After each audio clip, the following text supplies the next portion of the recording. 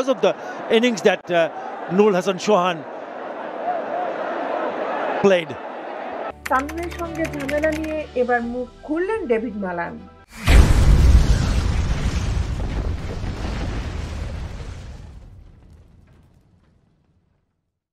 বিস্তারিত নিয়ে আপনাদের সাথে আছি আমি শামিমা সুলতানা। এবারের বিপিএলে তামিম ইকবালের মেজাজ হারানোর দৃশ্য যেন নিয়মিত হয়ে দাঁড়িয়েছে। অ্যালেক্স হেলস ও সাব্বির আহমেদের সঙ্গে মেজাজ হারানোর পর চলমান আসরে ফরচুন বরিশালের অধিনায়ককে আরও একবার রাগান্বিত রূপে দেখা গিয়েছিল গতকালকের ম্যাচে।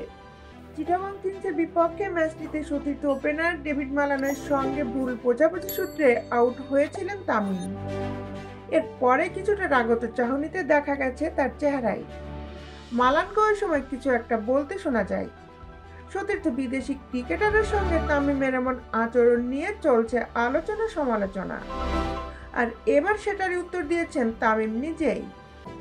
আজ ফেসবুকে এক স্ট্যাটাস দিয়েছেন তামিম। তিনি বলেন মালানের সঙ্গে কিছুই হয়নি তার।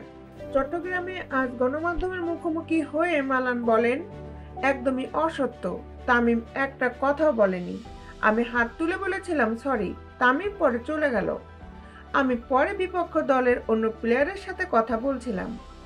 আমার সাথে ওর কোনো সমস্যা নেই, এরকম কোনো ইস্যু কখনো ছিল না। রাগ করে কোনো শব্দ বলিনি। আসলে আউটের পর আমি হতাশ ছিলাম। প্রতিপক্ষের একজন ক্রিকেটার আউটের পর আমার কাছে এসে কিছু মন্তব্য করলো, আমি সেটারই জবাব দিয়েছি। এদিকে ফেসবুক স্ট্যাটাসে তামিম ইকবাল বলেছে, মাঠে দুই ব্যাটসম্যানের ভুল বোঝাবুঝি হতেই পারে, তাৎক্ষণিকভাবে হতাশা প্রকাশ করাও স্বাভাবিক। আমি রান আউট হওয়ার পরই মালান হাতের ইশারায় সরি বলেছে। আমি সেদিকে তাকিয়ে মাঠের বাইরে চলে যাই।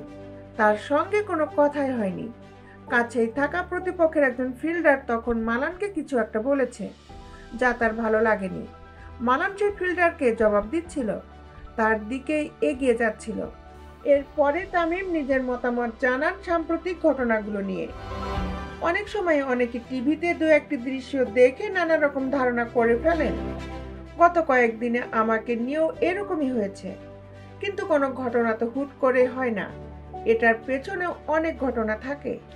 মাঠে এরকম অনেক কিছুই হয় যা টিভিতে পুরোপুরি ফুটে ওঠে না, এবং সেটা উচিত নয়।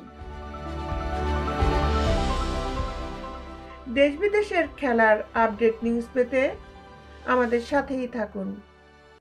Justice sports, Dhaka.